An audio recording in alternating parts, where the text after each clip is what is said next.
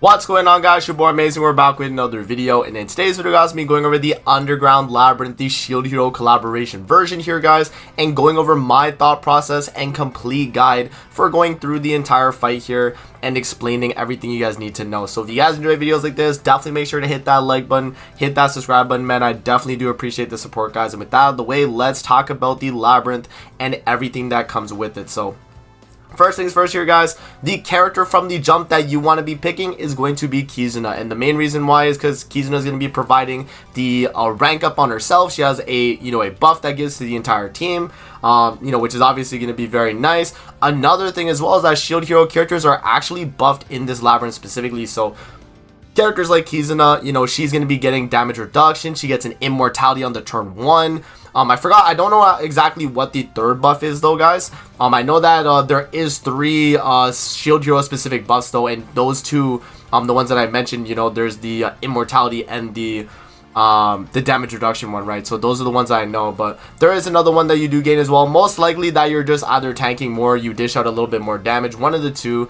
But yeah, no, it's just another thing that you definitely want to take into account. But overall though, guys, most of the Labyrinth here is gonna be just focusing on Awakening Stars over Enhance always whenever we're talking about that. In terms of passives, we're going for mainly basic stats, maybe some crit chance, crit damage, just to help our team damage right there. And you guys saw in terms of the character that I got as my second character, it was actually Shin, and the main reason going for him was because we wanted to have a character that could provide a ton of damage along the way, and he's gonna be really nice when facing these kind of filler fights in between the bosses, because he's gonna be able to kind of just breeze through with his his double AoE, right? Which I definitely do think is very, very strong. And so right here, in terms of the passive option, guys, nothing too crazy right there. I decided with the middle one, since we didn't have too much of an option. And so from this point on, guys, we actually do decide to go to the right, since going to the right gave us that dupe right there. And then also we're coming up on either an Awakening Star or a character pick. So definitely really, really good with that. And another thing I wanted to do with this run, guys, is that I wanted to make sure that I wasn't picking any Shield Hero characters, just in case you guys skip the collab, because I wanted to make it as free-to-play friendly as possible in terms of people that are kind of getting into the collab. Maybe you don't own Naofumi, maybe you don't own Fitoria, that's fine. All the characters that I use in this, well, for the most part, I mean, I'm not going to have like a completely, free-to-play team, but I tried to keep it to, non-collab unit exclusively for the most of the run though, guys. So that was kind of the idea right there. But yeah, that character pick right there, I decided to go with the backline Meliodas. He's providing 20% basic stats to anyone that has 2 or less cards. And yeah, I mean, obviously that's going to be a really, really big help for Kizuna and Shin, as they're going to be dealing a lot more damage with that Meliodas, kind of helping us out. So definitely really nice right there. Yeah, loading out of this fight here, guys, we are coming up actually on the boss. This is like a very short first round here, because there's not like too many fights actually in between for this one. It's kind of just a bunch of passives and some character picks and like Awakening Stars and all that. So yeah, not really too much going on floor 1 right there. So right here, I do go for another character pick, and as you guys see, we get Fitoria, but I'm not actually gonna pick her, right? Because I told you guys we're not going with any Shield Hero characters on this Labyrinth run. So I pick Arthur right there.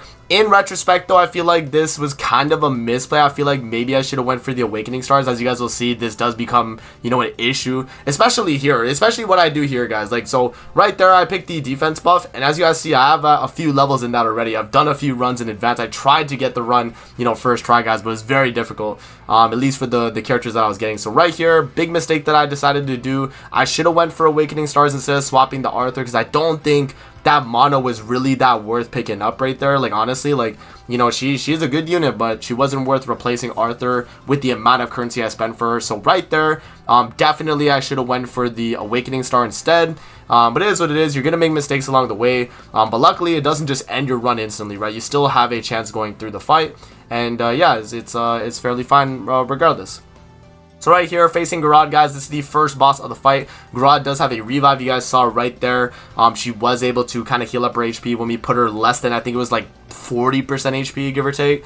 So yeah, right here, I do decide to rush the mono wall, considering the top deck we got.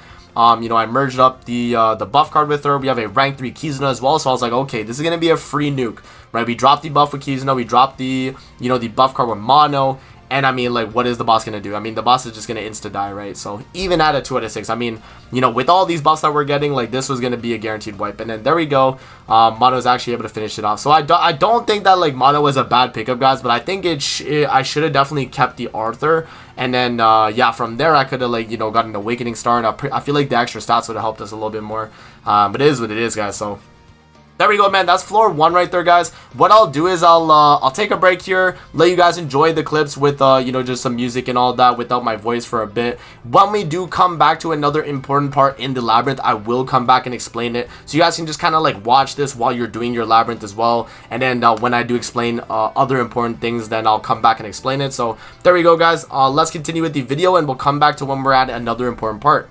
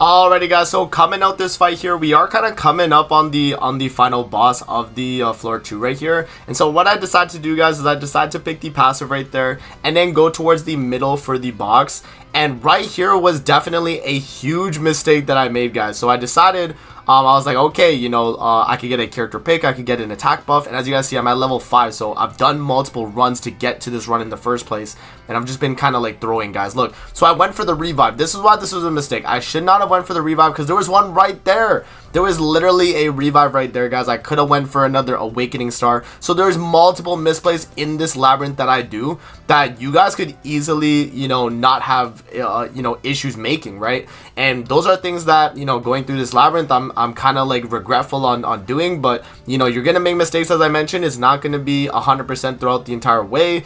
And yeah, a lot of issues can arise going through the fight, man. But yeah, right here facing Gloxinia, the main thing that really sucks about Glox is that he has attack seal. So if you're able to get a rank 3 Kizuna buff like as fast as possible, that's going to be, you know, kind of a good way to deal with it. Or if you have characters that deal debuff attack skills, I think those could be pretty good too. You gotta get a little bit lucky, man. You know, if the Gloxinia starts spamming like the attack skills on you, then it's going to be really hard to, you know, kind of combat that.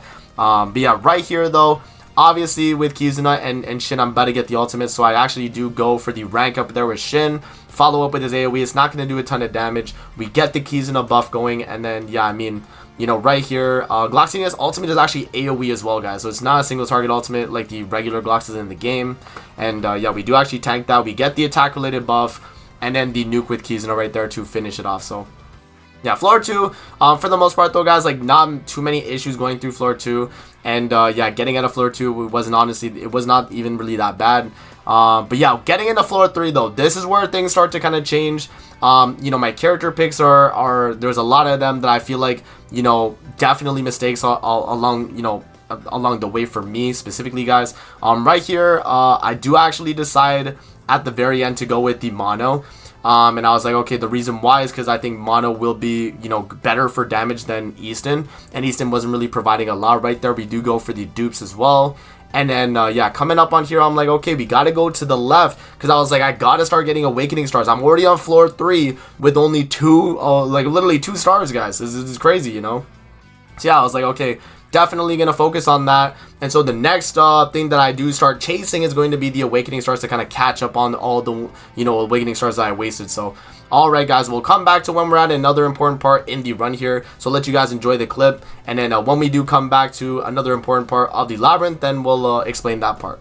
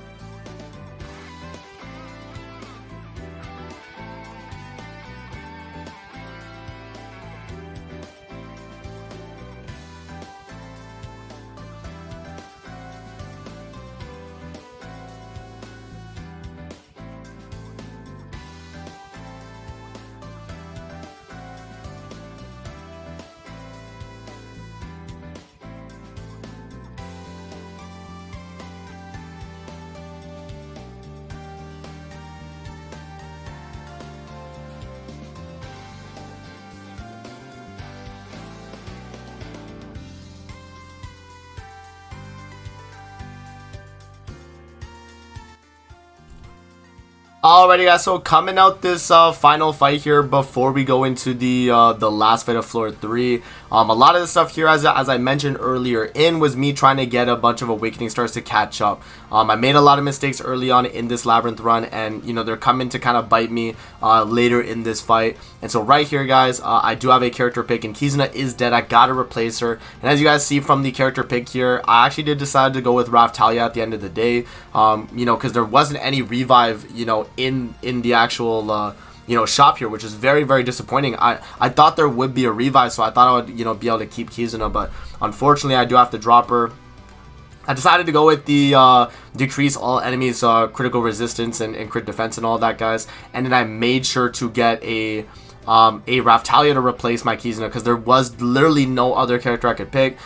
If I picked now Fumi, Philo, or Glass, then, you know, it kind of would have ruined the whole idea of the run here. This idea of the run here, guys, is that I wanted to make it as free-to-play friendly as possible, so going in, you know, you're not really, you know, expecting me to run, like, you know, Naofumi, and, like, if you don't have Naofumi or you don't have, like, Glass, whatever, then, you know, it wouldn't be fair. So I thought, you know, let's try and get a video here that you guys can see where I'm not actually using any of the, you know, pay-to-play units or, you know, units you have to summon for, guys. So all of this is with the free-to-play type characters. And so this Meliodas at the very end, guys, this final boss, the main thing that you need to know about this Meliodas is the moment he stances up, you cannot use a debuff attack skill. If you use a debuff attack skill, you will die. Do not make that mistake. I didn't make that mistake in this fight here because I don't have any debuff attack skills, but if you had any of those, you don't want to be using them. That will mess up your run 100% and you will lose the fight, guys. And this Meliodas hits very, very hard. When you get into this phase, you're going to need a lot of strong characters to kind of take the brunt of the damage. If you're running like shield hero specific characters, I think you'll be really, really fine, honestly. And the best way to go about this phase, I've noticed, is just rushing ultimates. You know, the faster you can get your ultimates off, the better, guys. And you want to make sure that you are getting as many ultimates as you can, so you can kind of just nuke Meliodas. Because, you know, regular attack cards just do not hit. And Mono here, she just was not hitting as hard as I thought she would, honestly. You know, she has a spike single target card. We aren't even critting on it, so, you know, not really much benefit out of that. We do get ulted onto Raphtalia right there. AoE corrosion does kill Raphtalia, and you guys are thinking, like, at this point you're like, yo, amazing, how do you pull this back? And honestly, bro, I don't know how I beat this.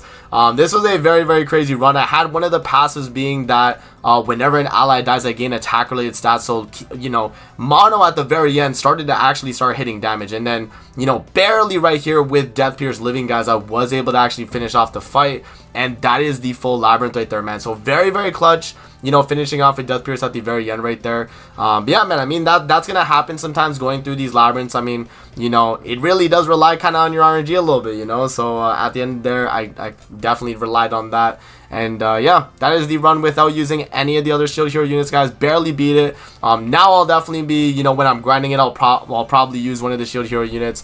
But yeah, that is pretty much it for the video. I hope you guys did enjoy, and we'll see you guys in the next one, man. Peace out. Have a great rest of your day. Hope you guys did enjoy, and we'll see you guys in the next one, man.